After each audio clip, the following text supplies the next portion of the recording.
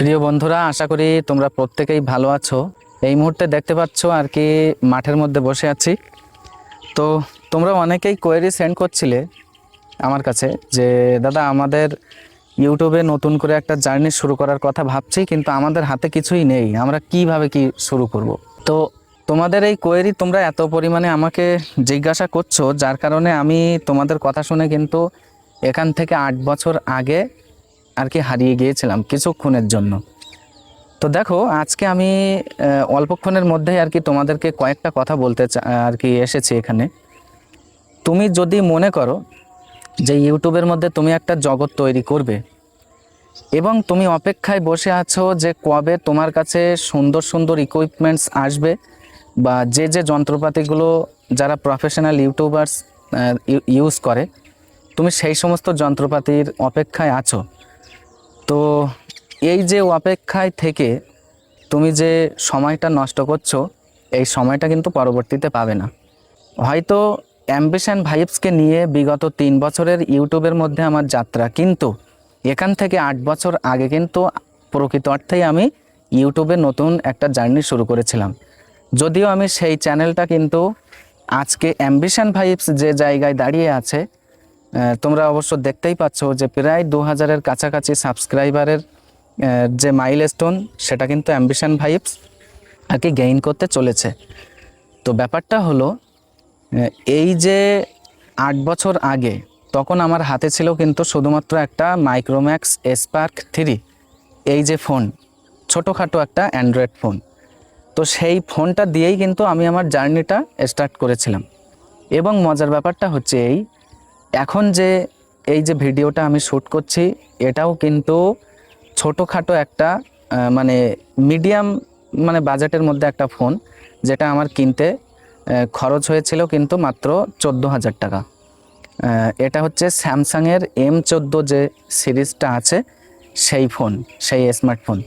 তো আমি এটা নিশ্চিত তোমরা যারা এই ভিডিওটা এই মুহূর্তে দেখছো, তোমাদের হাতে কিন্তু আমার চাইতেও অনেক দামের ফোন দিয়েই কিন্তু তোমরা ভিডিওটা দেখছো। দেখো, প্রথমত ইউটিউব শুরু করতে গেলে কি লাগে? একটা ক্যামেরা রেকর্ডিং করার জন্য, তারপরে একটা ভয়েস রেকর্ডিং করার জন্য একটা মনে করো মাইক্রোফোন, এবং ভয়েসটা রেকর্ডিং করার জন্য নিরিবিলি একটা জায়গা। তো আমি যেটা বলবো, তুমি যে জায়গাতেই আছো, মনে করো তুমি যদি বাড়িতে থাকো, তাহলে তুমি চেষ্টা করো এমন একটা টাইমে ভিডিও শ্যুট করার যখন আশপাশের আর কি সাউন্ডগুলো কম থাকে। তুমি যদি মনে করো যে একদম কখন গোটা পৃথিবী শান্ত হবে, কেউ কিন্তু তোমার জন্য অপেক্ষায় থাকবে না। তোমাকে সমস্ত কিছুর মধ্য থেকেই কিন্তু তোমাকে নিজের জন্যে একটা জায়গা তৈরি করে নিতে হবে। কেউ কিন্তু এখানে জায়গা কারোর জন্য তৈরি করার জন্য বসে নেই। এবং তোমার যে অ্যান্ড্রয়েড ফোন, ওই ফোনের যে মাইক্রোফোনটা আছে, তা দিয়েও কিন্তু তুমি সরাসরি রেকর্ডিং করতে পারো, তাতেও কিন্তু সাউন্ড কোয়ালিটি খারাপ আসবে না একেবারে। আচ্ছা, দ্বিতীয়ত এবার যদি তুমি মনে করো কোনো আর কি ভয়েস রেকর্ডিং করার জন্য মাইক্রোফোন নিতে চাও, তাহলে আমি যেটা রেকমেন্ড করব আর কি, দেখো 700 থেকে 800 টাকার মধ্যে, যেটা অ্যামাজন থেকে যদি তুমি অনলাইন থেকে নাও, আর যদি অফলাইন থেকে নাও তাহলে কিন্তু 450-500 এরকম টাকার মধ্যে তুমি পেয়ে যাবে। ইন্ডিয়ান রুপিসের কথা বলছি আমি, যেটা প্রায় ম্যাক্সিমাম ইউটিউবার্স তারা কিন্তু ব্যবহার করেছে। বয়া M1 যে সিরিজের মাইক্রোফোনটা, যেটা আমি অফলাইনের মাধ্যমেই কিনেছিলাম। এবং বিষয়টা হচ্ছে, তোমরা দেখতে পাচ্ছ আমার পাশে বসে আছে আমার অন্যতম কাছের একজন বন্ধু মনিরুল মণ্ডল। আমার যে ওই বয়া M1 মাইক্রোফোনটা, ওই মাইক্রোফোনটা কিন্তু ওই এনে দিয়েছিল। ওর কাছে আমি টাকা দিয়েছিলাম, ওর পরিচিত একজন ছিল, তার কাছ থেকেই কিন্তু মাইক্রোফোনটা ও আমাকে এনে দিয়েছিল। আর সেই মাইক্রোফোন দিয়েই কিন্তু এই অ্যাম্বিশন ভাইবস, যেটা তোমাদেরই চ্যানেল, তো তোমাদেরই কোয়েরিজের উপর ভিত্তি করে প্রায় 400টার মতো ভিডিও কিন্তু আমি আর কি রেকর্ডিং করেছি। সুতরাং অ্যাট ফার্স্ট তোমাকে কিন্তু অনেক টাকা ইনভেস্ট করার কোনো প্রয়োজন নেই। আপাতত তুমি ওইভাবেই কিন্তু আর কি জার্নি স্টার্ট করে দিতে পারো। তোমার হাতে যে স্মার্টফোন আছে, সেই স্মার্টফোন দিয়েই, আর খুব জোর হলে তুমি যেটা নিতে পারো বয়া M1 যে মাইক্রোফোন, ওটা থাকছে ভিডিও এডিটিং। দেখো, ভিডিও এডিটিংয়ের জন্যেও যে ব্যাপক আর কি পেইড ভার্সনের কোনো সফটওয়্যার প্রয়োজন হবে তা কিন্তু না। প্লে স্টোরে কিন্তু তুমি বিভিন্ন ধরনের সফটওয়্যার পেয়ে যাবে আর কি। যেমন আমি যখন মোবাইলে আর কি ভিডিও এডিট করি তখন কিন্তু আমি ইনশট যে ভিডিও এডিটর আছে ওইটাই বেশি ইউজ করা হয়। আগে কিন্তু কাইন মাস্টার ইউজ করা হতো, কিন্তু কাইন মাস্টার যেটা আমার ফোনে এখন সাপোর্ট নেয় না। তো এখনও অবধি আমি ইনশট দিয়েই আর কি ভিডিও এডিট করি।